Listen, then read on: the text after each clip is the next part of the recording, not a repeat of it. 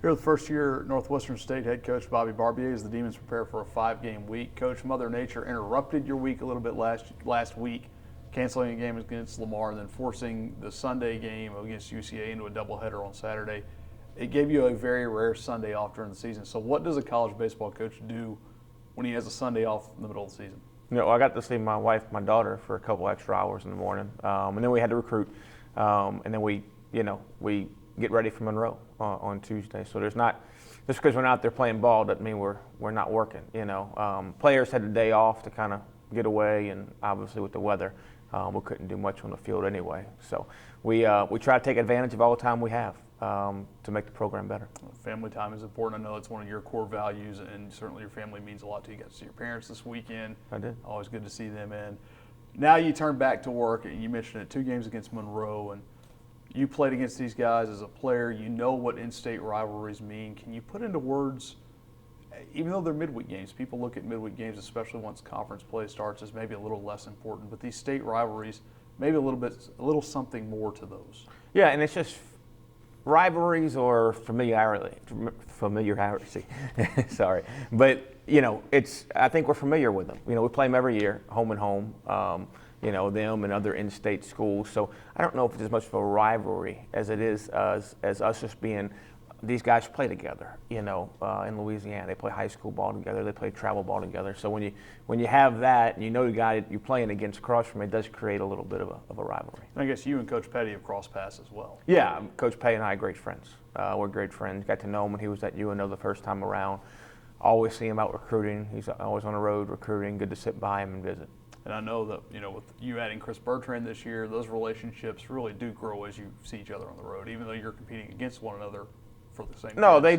they do. And obviously, whenever you're playing your friends, which I play a bunch of them, we want to beat them pretty good. But, it is nice. And when you spend so much time away from home and you're with these guys on the road, and, you might see a guy for 5 straight days in the summer and you're sitting next to him for 8 hours a day watching ball games. So when you're doing that, you become friends, you become enemies, to be honest with you. So, and most of the time we become friends, and Bruce is a good friend of mine. Well, you've turned the corner becoming from an assistant coach to a head coach this year, and it certainly looked like this weekend maybe the pitching staff took a big step forward and kind of found itself, certainly in the bullpen, starting with Devin Bears, great outing Tuesday night against Lamar, going through Kyle Swanson and Colin McDonald. Maybe some things starting to shake out, that bullpen getting its feet kind of solidified now. Yeah, and, guys that we think we can count on now. It's kind of a early in the season, it was kind of not sure what you're going to get. And I think there's some more guys in that bullpen that can come up and be efficient for us and eat up innings and go out and dominate the end of a game. So it was nice to see.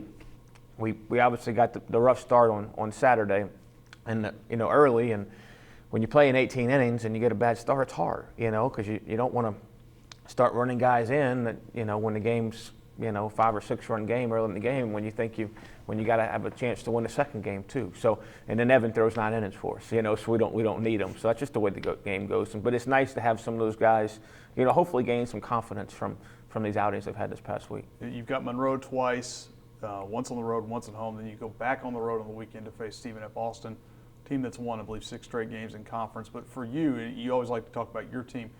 Your team is 3-0. On Fridays in the Southland Conference. You're unfortunately 0-6 on the other 2 days. Right. How can you carry some of that Friday night, I don't want to say magic, but Friday night success into the other 2 games? Well, pitching has a lot to do with it. Nathan has done, especially the last 2, given us a chance to win the game on both Fridays.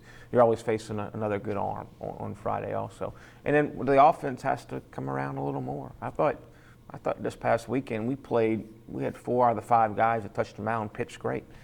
We played great defense. Thought Matt Alford at third base just made some great plays that kept us right there in the game, and just got to get a hit when it matters. You got to split a gap when you got men on first and second or bases loaded sometimes. It's kind of, just like the pitching staff, when you get one guy that kind of gets going and people can feed off of that in the bullpen, well, same thing as hitters. When you get a guy that gets going a little bit and splits that gap with 2 outs and the bases loaded or men on first and second, and then everybody else starts believing a little more, and I thought even in the last game where we lost 1-0, I thought we did some things pretty good, just not good enough, and last inning, I thought that guy that they brought in was as good a reliever as we've seen, and he was their Friday night starter, and we put a couple good swings on him and just didn't fall our way, but you got to give yourself a chance to win all 3 games, I think is the key. We didn't give ourselves, we gave ourselves a chance to win 2 out of 3.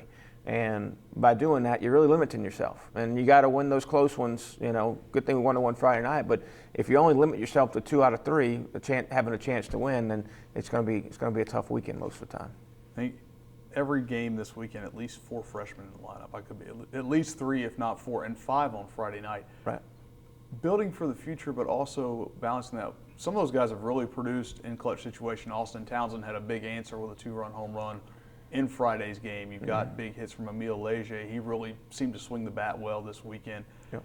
How do you balance that, and what does that do for them going forward, as well as for the future of the program? It's great to see him out there.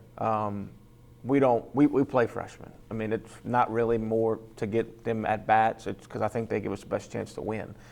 That's what we're going to play, the guys that we think. Now, is it nice that they're freshmen and that we get them for a few more years and get them, mold them a little more? Yeah, it is, and it's good for the future. But we don't. That doesn't go through my decision making when trying to win a game on Friday night. It goes through our heads of who's giving us the best chance to win. And Emile's been swinging the bat good. Austin obviously had the big homer. Just one thing you want to see out of those freshmen is a little more consistency, and they get that when they get older. Is that how can I bring that at bat every single game? How do I make sure I swing at good pitches every game? And you see the older hitters, they just develop that over time and getting at bats. So sometimes some of those freshmen don't have that, but there's only one way to get them, and that's to go out and get at bats, and they have done a good job for us this year. All right, thanks, Coach. Thank you.